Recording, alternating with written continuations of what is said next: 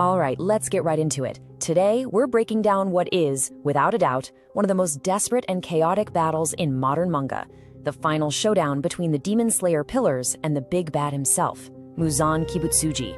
And trust me, this isn't just a fight, it is a complete and total strategic nightmare. And this quote, it just sets the whole tone, doesn't it? Muzan isn't just being arrogant here. For him, this is just a fact. He knows their plan is to stall for time, to wait for the sun, and he's basically looking at the most powerful swordsman alive and saying, go on, give it your best shot. The stakes couldn't be higher. So where does this all go down? Well, the Demon Slayers actually pull off a miracle. They manage to drag Muzan to the surface. But the problem is, the fight is happening right in the middle of a city. This is not some secluded forest. Every single move, every attack, puts hundreds, if not thousands of innocent lives at risk.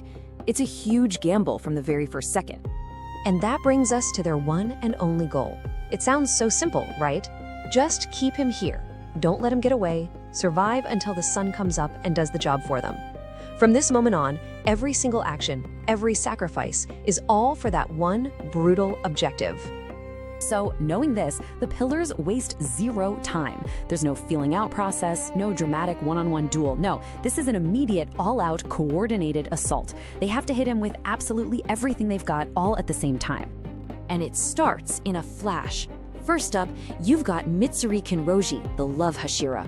Her blade is like this insane, flexible whip, and she just unleashes it, trying to slice and dice Muzan from every possible angle.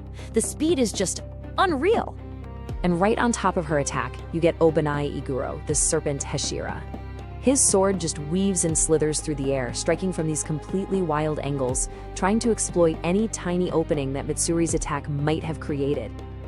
And then bam, right behind them is Giyu Tomioka, the water Hashira, with his powerful flowing strikes. It's just a non-stop barrage.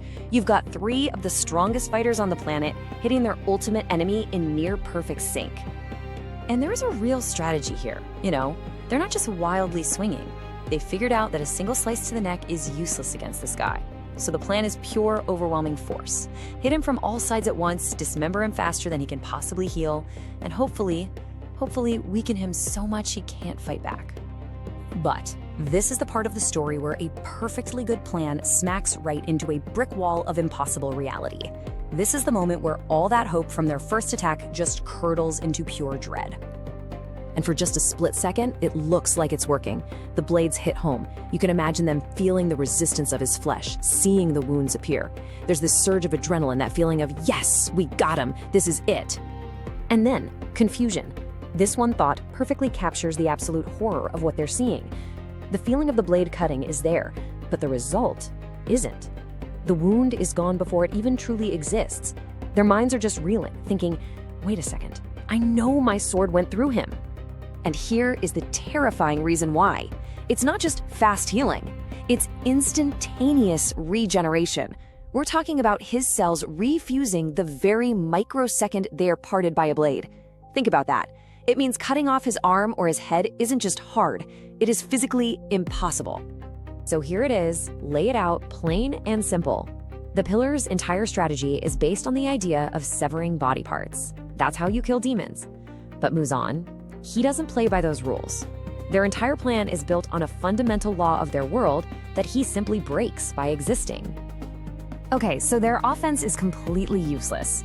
But what about Muzan's? Well, it turns out his impossible defense isn't even his scariest trick. The real nightmare begins when the pillars actually manage to land a hit.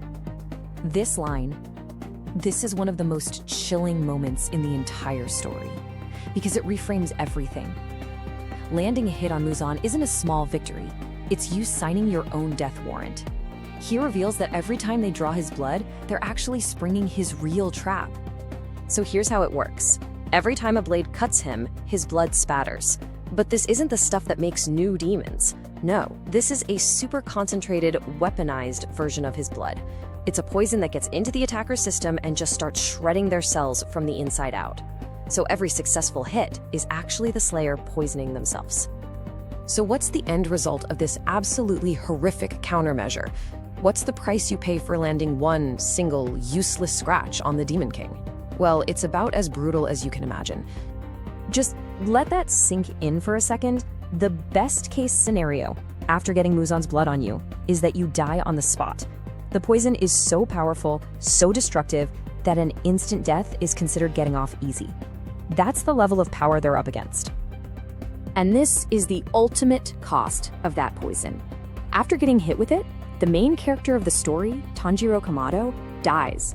There's no ambiguity, it's not a trick, the narrative just states it plain and simple. The poison kills him. Which leaves us with this final, impossible question. How do you possibly win this fight? You're facing an enemy whose defense makes your sword pointless, and whose offense turns your own attacks into a suicide mission. What do you do? How do you fight something you can't cut that kills you just for trying?